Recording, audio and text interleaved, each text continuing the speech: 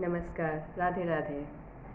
दिवाली आ रही है। दिवाली अर्थात दियों का त्योहार। दियों से जिससे रोशनी फैलती है।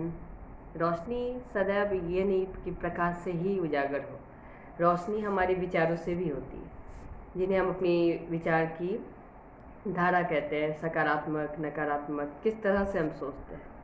तो हमारे लिए दिवाली में दिए जलाना, खुशियाँ मनाना, घर को रोशन करना, यह तो सही है, पर उससे भी ज़्यादा सही है, उससे भी ज़्यादा ज़रूरी है हमारे अपने अंदरूनी मन को रोशन करना, उन्हें जागृत करना, अपने मन के दिए को जलाना सकारात्मक विचारों से। क्योंकि सकारात्मक विचार यहाँ पर उसी तरह तेल का काम कर रही होती है, जिससे हमारे मन का दीपक जलता है, एक उमंगों के साथ, एक ऐसी रोशनी के साथ जिससे हम तो अपने लिए एक ऊर्जा से प्रभावित होते ही हैं, साथ में हमसे जो जुड़े होते हैं वे भी उसी तरह से प्रभावित होते हैं, अपने जीवन में सदैव अग्रसर रहते हैं। हमारे विचारों की हर एक श्रृंखलाएं हमारे द्वारा ही निर्मित होती है। दिवाली में हम सफाई, बस यह कहने का अर्थ नहीं कि सफाई मतलब घर में कूड़े कचरे की सफाई, हाँ यह ज़रूरी है, पर उससे भी ज़्यादा ज़रूरी है हमारे अंदरूनी मन की सफाई, मन में हमारे हर एक नकारात्मक विचारों की सफाई, जिससे हमारे सामने वाले हमसे उस तरह प्रभावित हो। जैसे हम सभी कहते हैं ना, साफ़ सुथरे घर को देखकर हमें कैसा लगता है, हम बहुत ही खुश हो जाते हैं, हमारे अंदर बहुत अच्छी ये भावनाएं जागृत होने लगती है।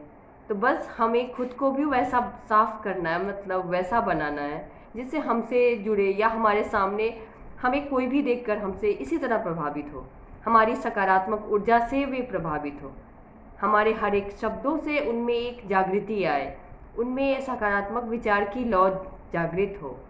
बस दिवाली यह हमें सीख देती है, इस तरह की ऊर्जा को, इस तरह के ज्ञान को के स्रोत को इंडिकेट करती है।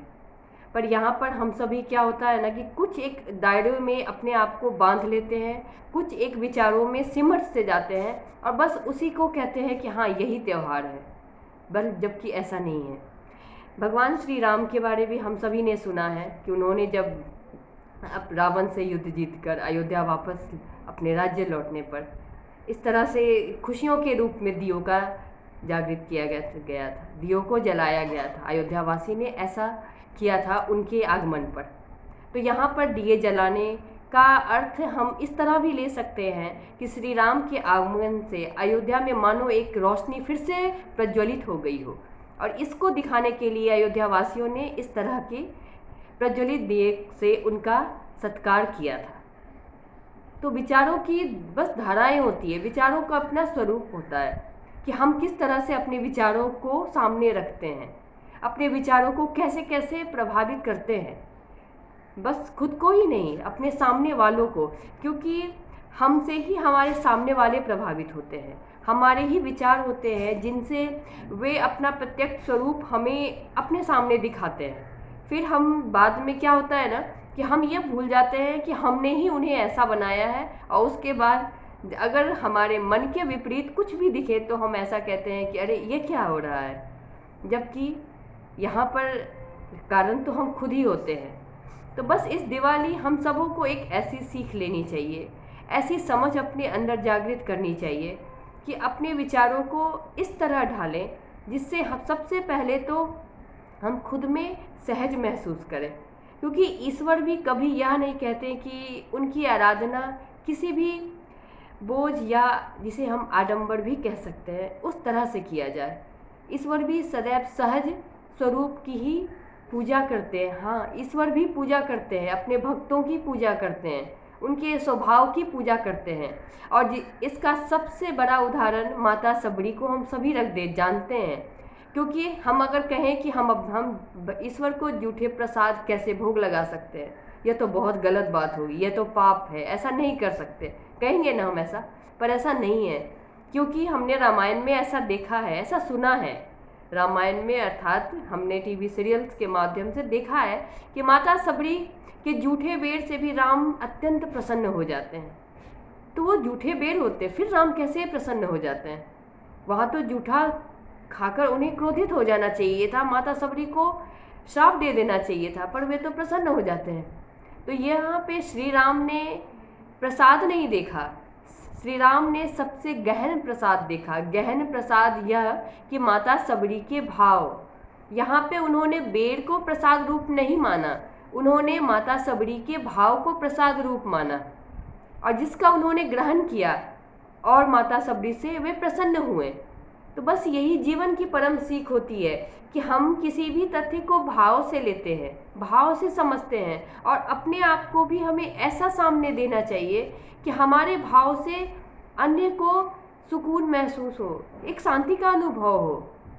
और अगर हम ऐसा नहीं कर सकते हैं तो इससे बड़ा अपराध और क्या कहेंगे, क्योंकि यह भी कहीं ना कहीं पाप का ही बोझ होगा कि अगर हम अपने द्वारा किसी को मानसिक रूप से शांति ना दे पाएँ, किसी को सुकून की प्राप्ति ना दे पाएँ, तो यह सबसे बड़ी हम अपने साथ ही हानि कर रहे होते हैं, सबसे बड़ा अनादर स्वयं के लिए ही कर रहे होते हैं, और यही पाप भी कहलाता है।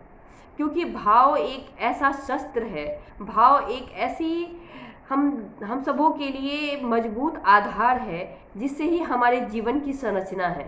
हम अपने हर एक भाव से ही अपने जीवन को बनाते हैं।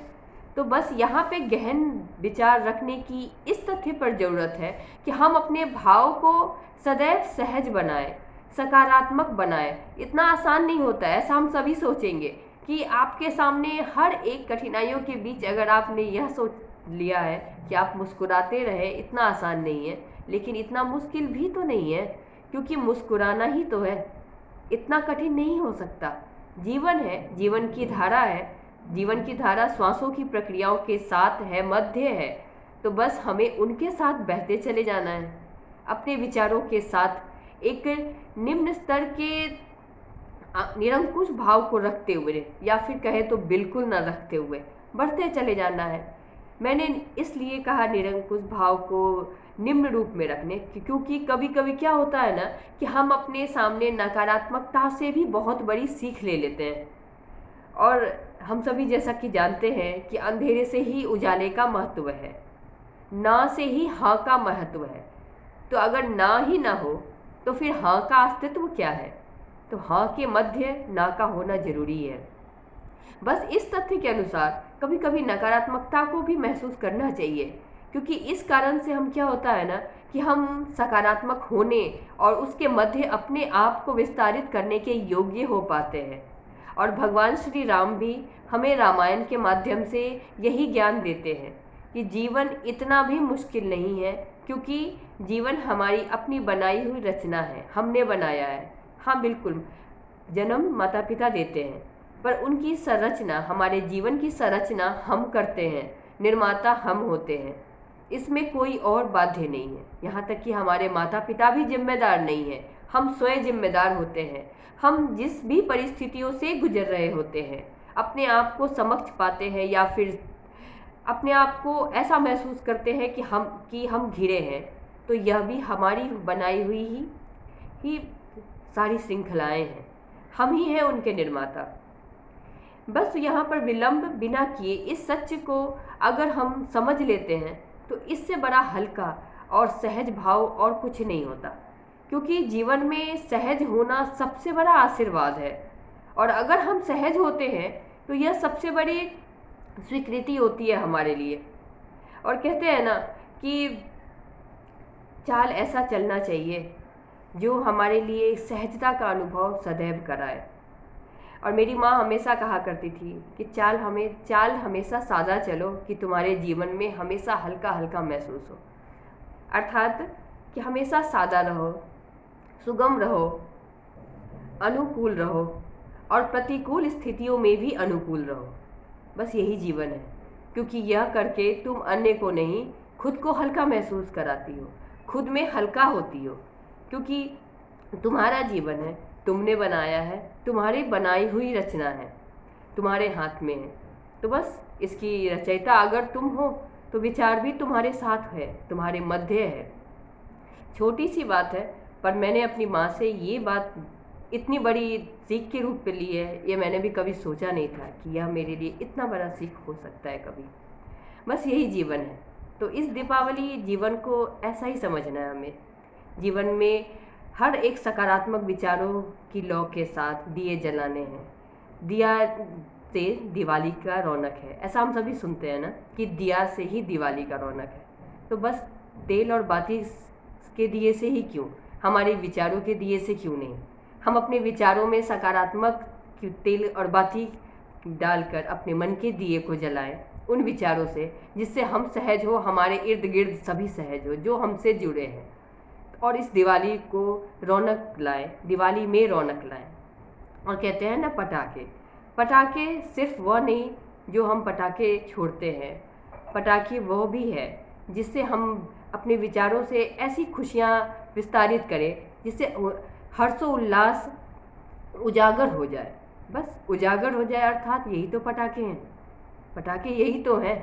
क्योंकि जीवन में अगर आप खुशियाँ बांटते हैं तो यह याद रखिए कि आप बांट नहीं रहे हैं, आप बांट नहीं रहे हैं, आप खुद के लिए संजो रहे हैं।